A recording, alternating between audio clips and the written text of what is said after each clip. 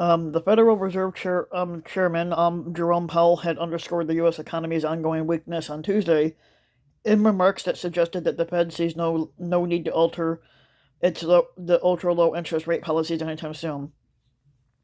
The economic recovery remains uneven and far from complete, and the path ahead is highly uncertain, said Powell in a testimony to the Senate Banking Committee.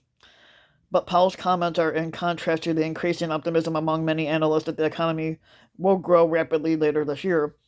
The outlook has also raised concerns, though, about a potential surge in inflation and has fueled a sharp increase in longer term interest rates this year. Most economists say that they think the Fed's continued low rates have further and the further government financial aid and progress in combating the viral pandemic could create a mini economic boom as soon as this summer. But Powell had acknowledged the potential for a healthier economy, but he stressed the personal hardships caused by the pandemic, especially for unemployed Americans. As with overall economic activity, the pace of improvement in the labor market has slowed. Powell said, although there has been what they call much progress in the labor market since the spring, millions of Americans are still remain out of work.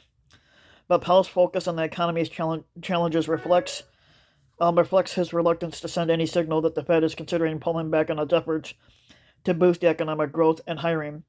The Fed has cut its benchmark short-term interest rate to nearly zero last March in response to the pandemic's recession, but it is also purchasing $120 billion a month in bonds in an effort to hold down the longer-term rates. Powell has reiterated that those purchases will continue until substantial progress has been made toward the Fed's goals of unemployment and stable inflation about 2% annually. The economy may improve rapidly later in the year, Powell said, but the job is not done yet, and the job is not going to be done anytime soon.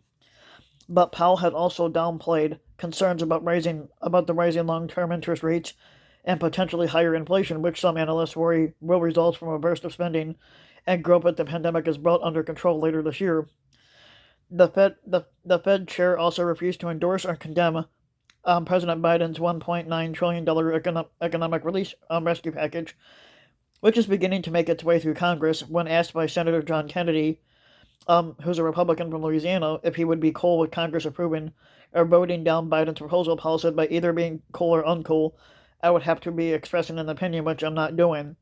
The divide in Congress in regard to the state of the economy was clearly on display. A key part of the debate over the stimulus, Senator Sherrod Brown, who's a Democrat from Ohio and chairman of the committee, had spoke of Americans facing eviction, struggling small businesses, and state and local governments that need financial assistance. Senator Pat Toomey, who's a Republican from Pennsylvania, however, noted that 18 states have unemployment rates below 5% and argued that incomes have recovered to pre-pandemic levels, and we are well past the point where our economy is collapsing, Toomey said. But in fact, our economy is growing rapidly. There's also real danger that we have overheating, and this can lead to inflation. Powell has previously endorsed government spending in general to offset the impact of the recession, but the Fed chairs typically avoid commenting on any specific legislation. The Fed chair also acknowledged that prices could rise later in the year if Americans engage in a burst of spending as the coronavirus comes under control. But Powell emphasized that he doesn't expect sustained price increases. Inflation has been held down for decades by greater international competition, by growing online consumer and the commerce and other things and other trends that take time to change, he said. But in response to a question from Senator Kristen Sinema, who's a Democrat from Arizona, Powell said, we do expect that inflation will move up, but we don't expect the effects on inflation will be particularly large or persistent. But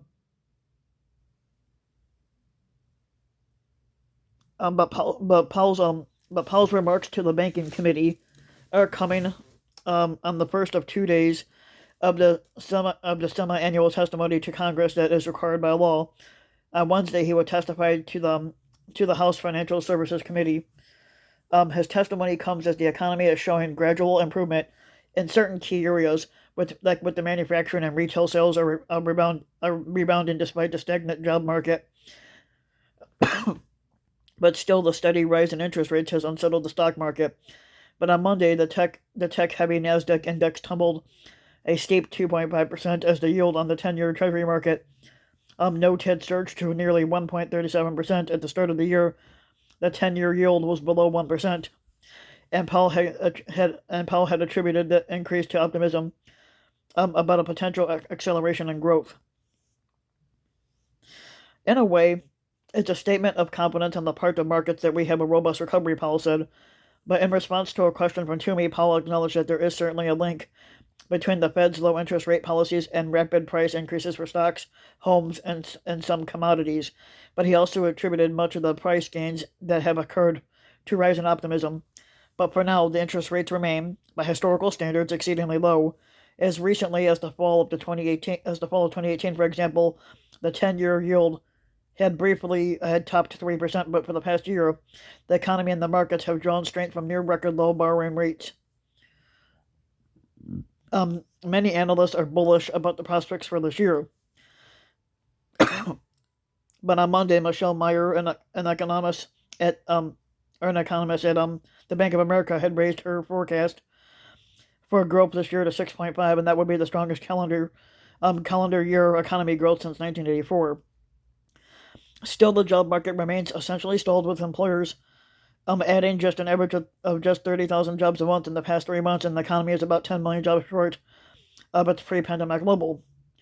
But Powell was also asked about the prospects of the Fed creating a digital currency, and a move that is gaining steam among other central banks, and Powell said that the Fed is looking carefully at whether to issue a digital dollar.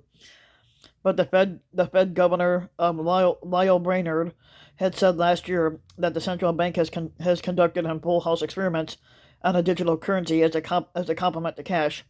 Providing a digital dollar would ensure that the public has access to a range of payment options